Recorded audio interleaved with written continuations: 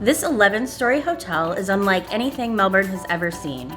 With an amazing rooftop bar and gathering space, incredible conference facilities, and of course, amazing guest rooms and suites like this one. So if you have friends and family coming to town for a visit, or want to go out and enjoy downtown Melbourne's great restaurants, bars, and shopping for a night or two, Hotel Melby is the place to be. Good morning and welcome back to another episode of the 411 on the 321. Tales, tenets, and tips from Space Coast business leaders, brought to you by the Melbourne Regional Chamber.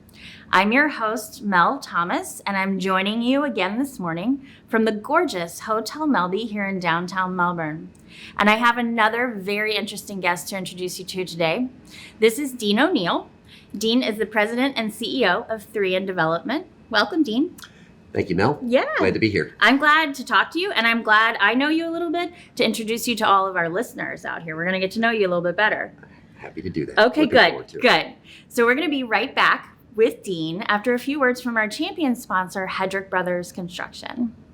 Since 1979, Hedrick Brothers Construction has been delivering quality construction for the commercial and luxury residential markets of South Florida.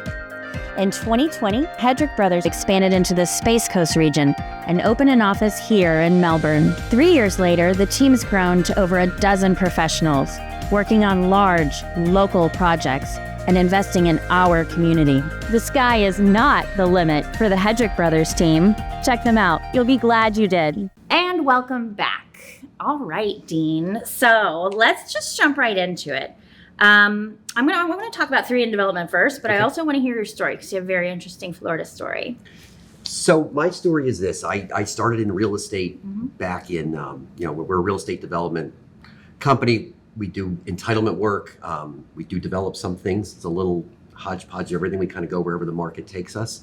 But yeah, this kind of came out of, I was working in corporate real estate for a bunch of years back in the 90s, and just decided that I'd rather kind of work for myself. And good for you. Wouldn't we all? Yeah. And in 2000, I sort of just jumped out on my own and started this 3N Development, primarily sourcing deals for public supermarkets. Okay. With other developers and kind of joint venturing different things around the state. Interesting. And it sort of led to different things throughout the year. So now we're 2023. So I've been 23 years on my own, and now we do retail, we've done apartments, we're now looking at industrial. So, okay.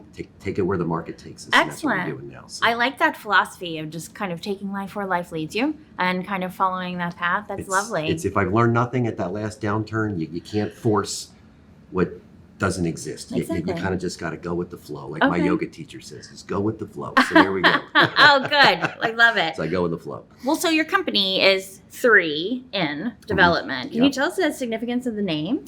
Yes. So the 3N is a kind of a play on, I really focused on retail. My early roots were retail, like I said, groceries, fast food, that type of thing.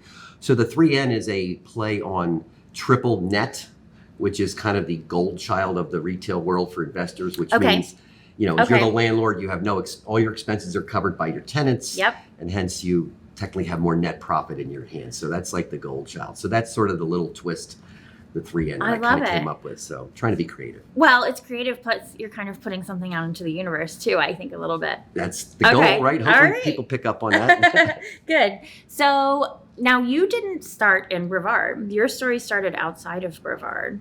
Can you tell us about some of maybe your recent projects not here on the Space Coast? So most of the stuff I've done was down in the South. Right. I say South Florida, Southwest and Southeast Florida, because that's where I'm from. So it's kind of normal. So I've done I did quite a few public shopping centers, some mixed use projects in Weston and in Plantation, so where we had grocery and residential combined, and office and all that stuff. So did some really neat, those are some of the Veranda, Weston Commons are the two big ones that I did down south. And then did some other shopping centers over on the West Coast, some Publix anchored centers in Fiddlesticks and Fort Myers and some other.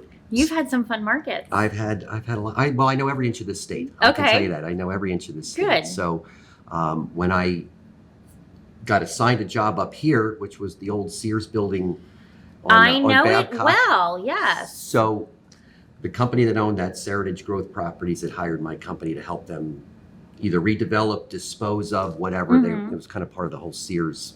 Anybody remembers that. So this was the spinoff of Sears, and so that asset became mine to try to work with. I was trying to make a really nice project out of it, and the company decided to sell it to Madison Capital, who bought it and is going to put apartments and keep the building for some storage there. So it ends up being a nice project. I had some other visions for it, but other than that, it's still going to be a success story. Was that your introduction to Brevard County? I had worked at Brevard for, I had kind of been up here trying to source some public deals, which I was never successful in. So what more important was what the Sears job was, it got me in the city of Melbourne, even more than the Space Coast.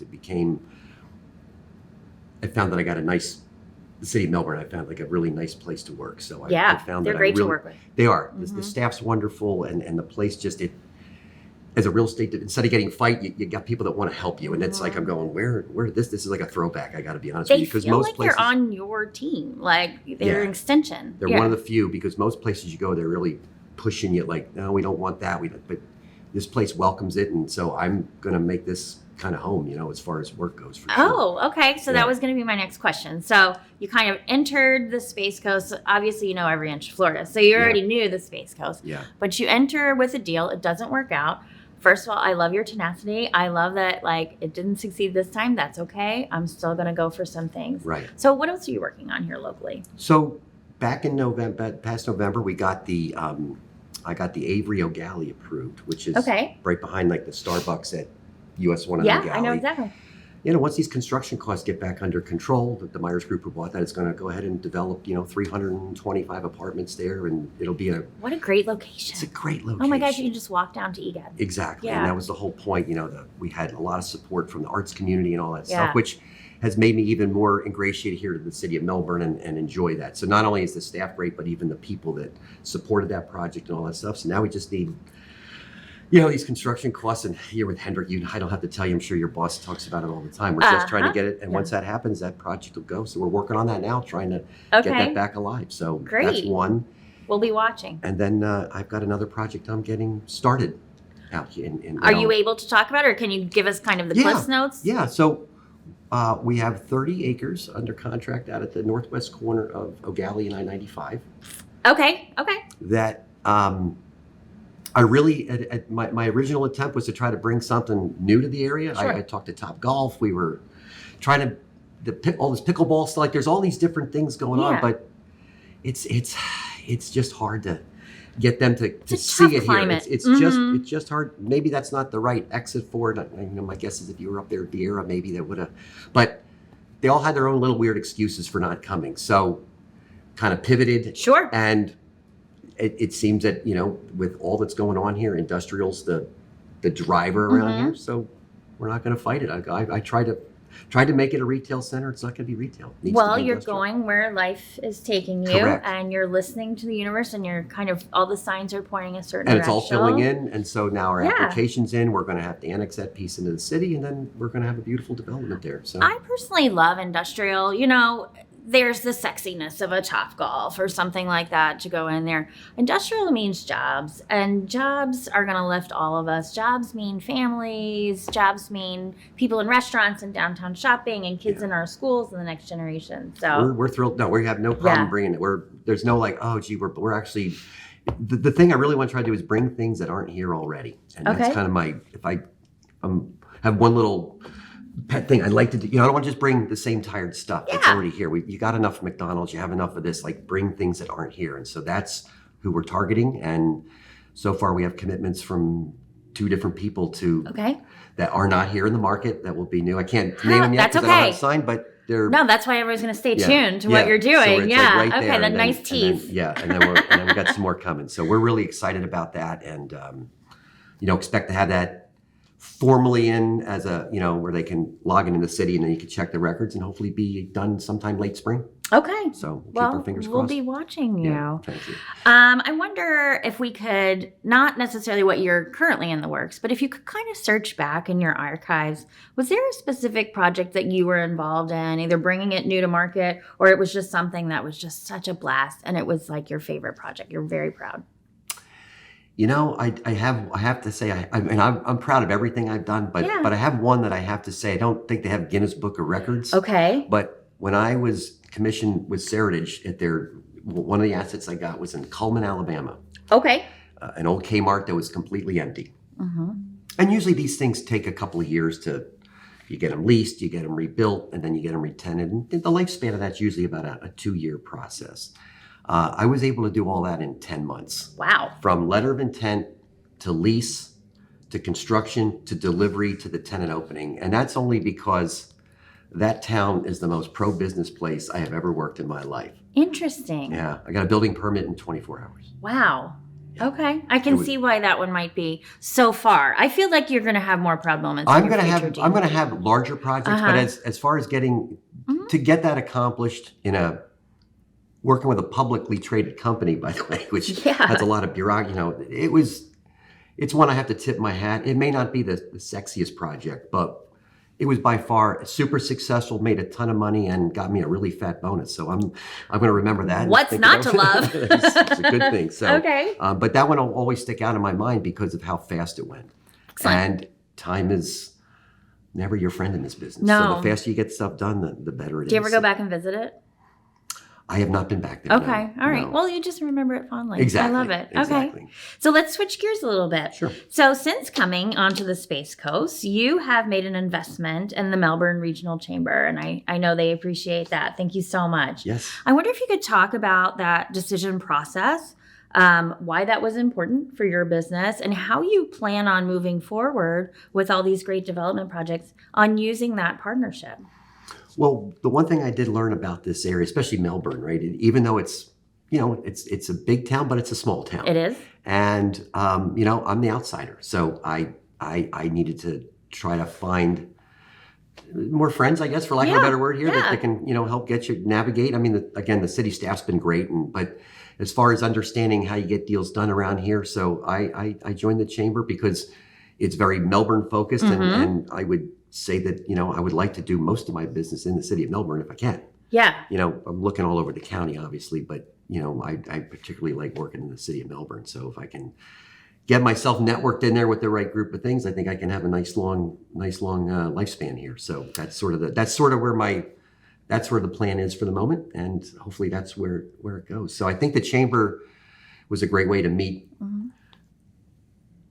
I'm also a member of the Economic Development Council, which is great county-wise, but for this, it's been a really, I got to say, getting to know everybody, it's been great. So it's been a big help already. I think it was a fabulous strategy. Yeah. I was a newcomer too, not very long ago, and I actually got on staff at the chamber. You want to talk about meeting people? You meet all of them in one day. But I think it's a fabulous organization, and you're also an investor, and you have a board seat. That board is a very powerful room. And you want to talk about people who know people who can at least connect a dot or tell you who you need to talk to. Yeah. So bravo to you. And again, thank you for your investment in the business community here in Melbourne. So good investment. So no problem. My pleasure. Good. We look forward to it. I'm sure you have many, but what is maybe a favorite part of your job? So for me, I have this, I don't know, I'm just going to say it's kind of a weird thing, but I'm able to see, like if I see a piece of land or a building that's obsolete, I have this vision of what should be there. And, I love the visionaries. And when that comes true, that's just the best feeling. It's like, I'm not crazy. Look, these other people believe in it. And, it's nice when you're validated. And so it's that to me is that when I see something, I've seen, sometimes it's a vacant piece of land. Yeah. Sometimes it's an old building. And I go, you know what? That would be a great something, Sometimes it's apartments. Sometimes it's a Home Depot. Could be anything. Industrial park, take your pick. But that's kind of, and so that to me is, and that's happened probably about a half a dozen times where people go, are you sure? I'm like, I'm telling you, that's going to be a Publix. And, next thing you know, there's 6 months later, Publix is approving it. And that's the best. Well, and when that's why you're a validated. successful developer. I think you have to be a visionary. I couldn't do it. I have no imagination. I see an empty lot. I say that's a dump. I don't know.